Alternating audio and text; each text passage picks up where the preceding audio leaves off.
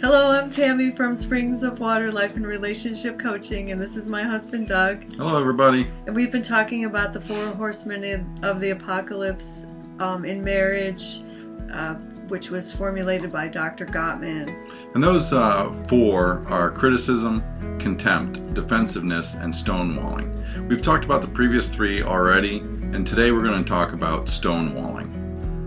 Now, stonewalling is what happens when someone is feeling physiologically flooded in the midst of a conversation. It can happen because the horsemen that we've talked about, criticism, defensiveness, and contempt, if a lot of those things are going on, a person can feel overwhelmed and shut down and kind of check out. And it can be exhibited in just someone staring off into space, or they could start fooling with something, or turning on the TV remote, or leaving the room. And it also can happen, even if you are communicating responsibly and using I statements, if someone feels like there's so much being expressed and it's an emotional situation, they may just feel, again, physiologically flooded and just feel like they need to shut down. There is an antidote for that, and a healthy thing to do would to have something that you agree that you can both say to each other if that happens, like, hey, I need to take a break and come back to this. And then you want to take at least 20 minutes to do something that's self-soothing. Like, it could be walk around the block, it could be looking at a book or listening to music, or just going somewhere by yourself and doing some deep breathing, or imagining you're in a relaxing, safe place for you.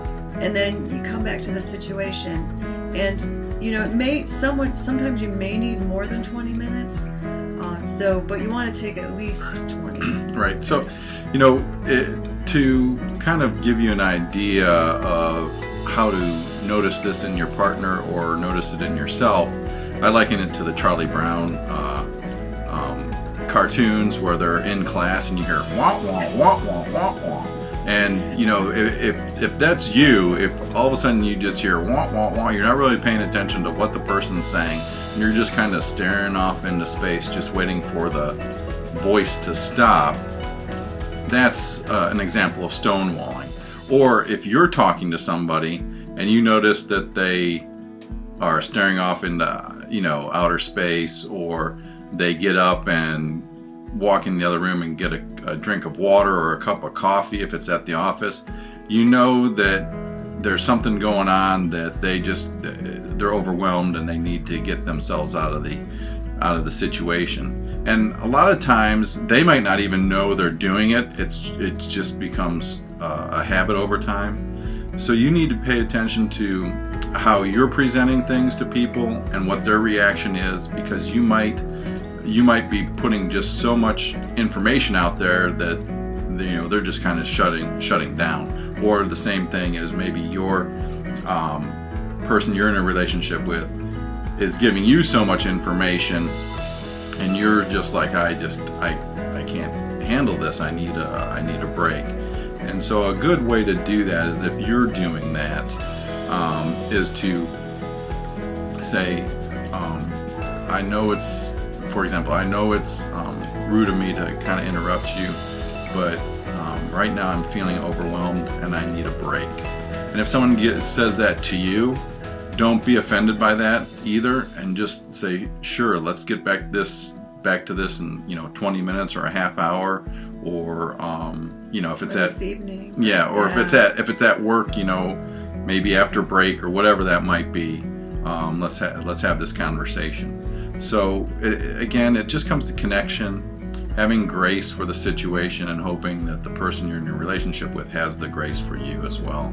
We can all be overwhelmed, even if, like Tammy said, even if we have good communication skills going on, and someone then comes and lists a list of grievances, and you're trying to remember number 1 by the time they're already in number 3 or 4, I feel overwhelmed at that point too, and it's just kind of like, wait a minute, do I need to get a piece of paper and write this down, or can I just take a break and let's slow down and discuss all of this?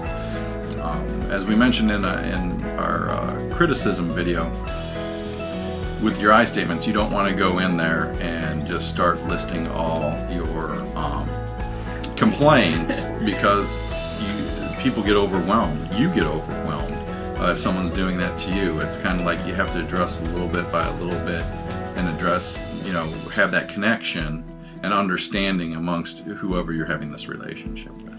And Dr. Gottman also talks about having like a 5-to-1 ratio of positivity to negativity in your conversation.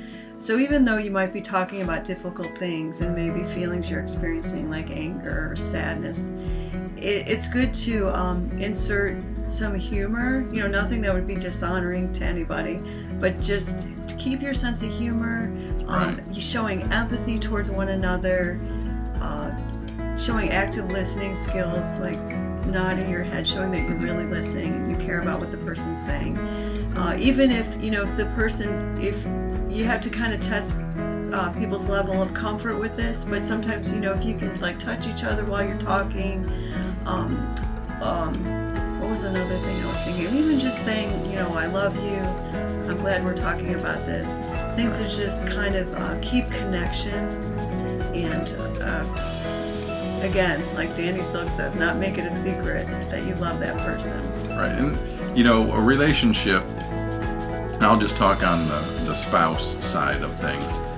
Having a relationship with your spouse and being able to laugh at yourself helps a lot, because a lot of the things that we might have criticism about, everybody says, well, when you're first married, you get upset because someone leaves the cap off the toothpaste, or they leave the razor out, or the toilet paper is going over when it should go under.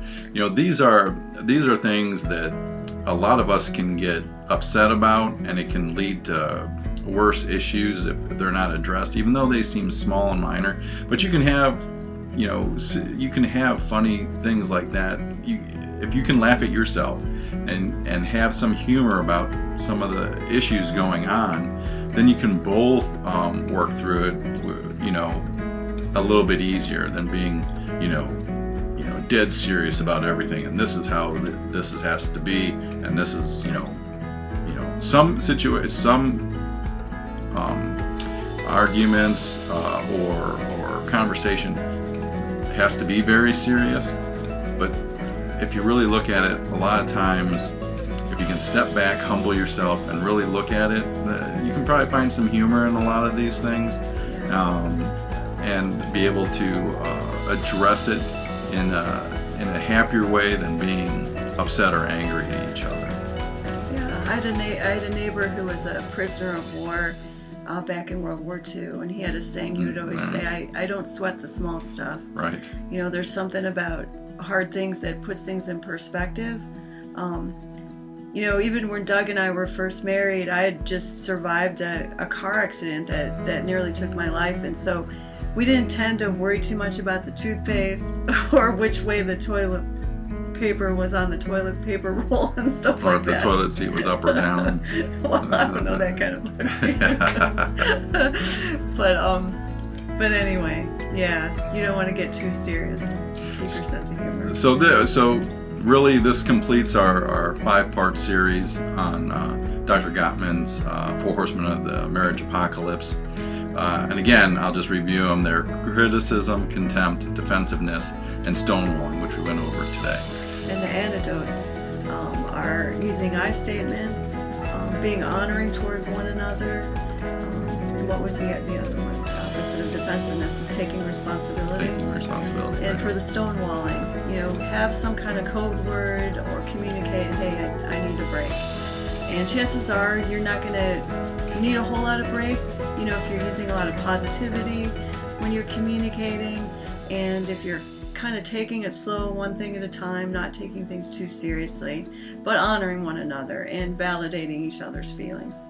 And all these 4 horsemen can be floating around in a relationship at any given time. So that's why it's important to stay diligent to how you're communicating, so that you can avoid, criticism, criticizing people, or contempt, or defensiveness, or stonewalling. And if you can improve your relationship skills and your skills with conversation and connection, then you're moving in the right direction. And I think your spouse or the person you're in a relationship with will see that. They'll also want to have that connection, and things will go much better. And it's not things just don't change overnight, and you need to work at these things. And if you feel that you've watched these videos and you're like, yeah, I think I do this, or I think I do that, and I'd really like to have some help to do that, go to springs-water.com, and you can just sign up there. Tammy provides a 30-minute free session with you.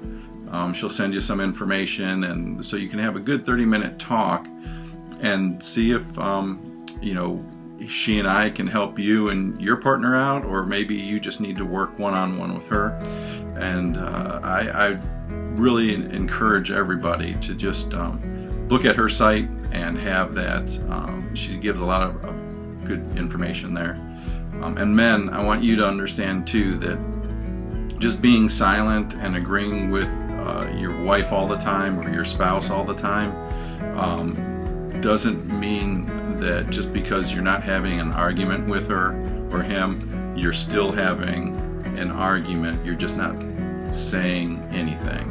And it's important for a relationship for both parties to understand where you're at and how you can come together to have a better connection. So I just encourage everybody out there that's listening, learn to love unconditionally. We bring a lot of things into relationships. It's called baggage. And if we can learn to drop that baggage and change ourselves and better ourselves, then both of us in the relationship will have a better relationship each and every day. So we enjoyed having you. We enjoyed talking with you. And please visit springs-water.com. And I just say continue to have good relationships. Thank you. Thanks for staying with us and listening to these sessions. Bless you. Bye-bye.